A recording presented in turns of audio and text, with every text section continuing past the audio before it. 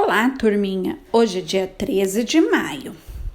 Vocês sabiam que hoje é comemorado o dia da abolição dos escravos aqui no Brasil? Acompanhe agora com a Pro uma história muito interessante contada pela Bisa. Vocês vão entender melhor o que foi a abolição dos escravos aqui no Brasil. Cláudia Alencar e Renato César. Eu e meus amigos gostamos de ouvir a minha bisavó contar histórias que foram contadas para ela pela sua avó. Também contaremos para nossos filhos e netos as histórias que estamos conhecendo com a Bisa e na escola. Minha Bisa conta histórias verdadeiras. Ela diz que a escravidão era uma prática comum entre os homens. Escravos negros eram carregados em navios, como se fossem mercadorias. Um comércio de escravos no Atlântico. Vamos ouvir histórias da minha Bisa? Os primeiros escravos no Brasil foram os índios, que já moravam aqui antes da chegada dos portugueses. Eles trabalhavam muito cortando pau-brasil e no início das plantações de cana-de-açúcar. Depois de algum tempo, os portugueses trouxeram os escravos vindos da África, também para trabalhar nas lavouras de cana-de-açúcar. Os escravos vindos da África eram vendidos ou adquiridos por escambo. Escambo era a troca de escravos por coisas, como fumo ou aguardente. Os escravos homens fortes e jovens eram mais caros. Os idosos, as crianças e as mulheres eram mais baratos. Muitos escravos não chegavam vivos das viagens da África ao Brasil pelo Oceano Atlântico. Vocês conhecem o Oceano Atlântico? É aquele marzão que separa o Brasil da África. Amontoados no porão de um navio, atravessando esse marzão durante meses, comendo coisas horríveis e pegando doenças. As mulheres trabalhavam muito em fazendas, fazendo serviços domésticos, lavavam roupas nos rios, limpavam as grandes casas, cozinhavam, carregavam baldes de água na cabeça, serviços pesados mesmo. Não ganhavam dinheiro, não. Para derrotar a fome, os escravos comiam farinha de mandioca, aipim, feijão e banana, coisa pouca, as sobras. Os africanos fizeram o possível para pôr fim no sofrimento. Muitos não queriam mais viver.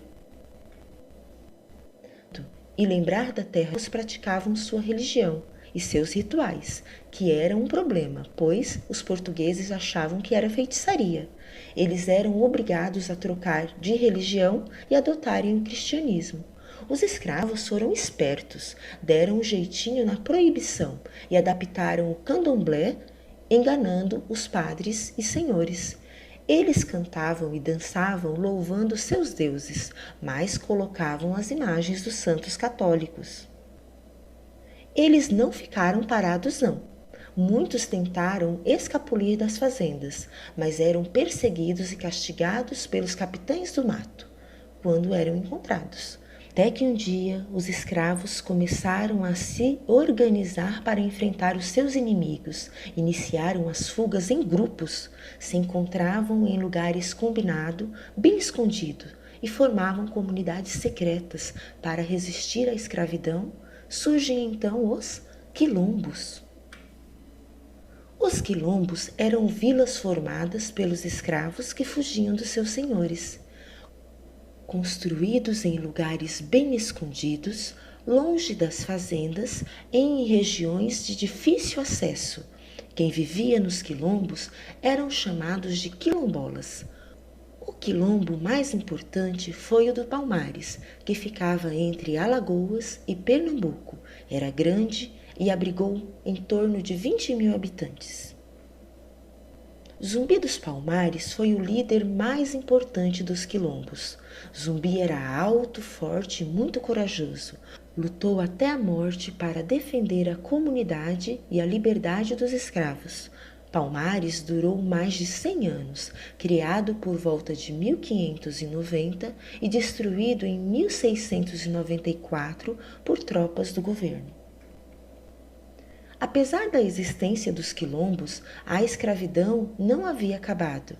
Foi preciso que ideias brilhantes surgissem lá na Europa. Filósofos e pensadores começassem a questionar a escravidão.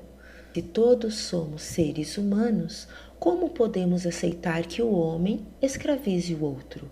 Essa época foi chamada Iluminismo. Os iluministas escreveram livros e mais livros explicando sua nova maneira de ver a vida. Esses livros começaram a correr o mundo, chegando aqui no Brasil. Alguns homens brasileiros que estavam cansados de tanta injustiça se movimentaram contra a escravidão. Somente em 13 de maio de 1888, a princesa Isabel Cristina Leopoldina Augusta Micaela Gabriela Rafaela Gonzaga de Orleans, conhecida como Princesa Isabel, assinou a Lei Áurea, que aboliu definitivamente a escravidão no Brasil. A Lei Áurea foi uma conquista do povo. Até hoje, a luta por melhores condições de vida continua. Precisamos vencer o preconceito, as discriminações, conquistar melhores condições de vida. É preciso que todos sejam livres e plenos, porque independente de nossa cor, raça, religião ou crença, todos somos seres humanos com direito à igualdade e a uma vida digna e de qualidade. Respeitar o outro é respeitar as nossas origens e nossa própria história. Fim.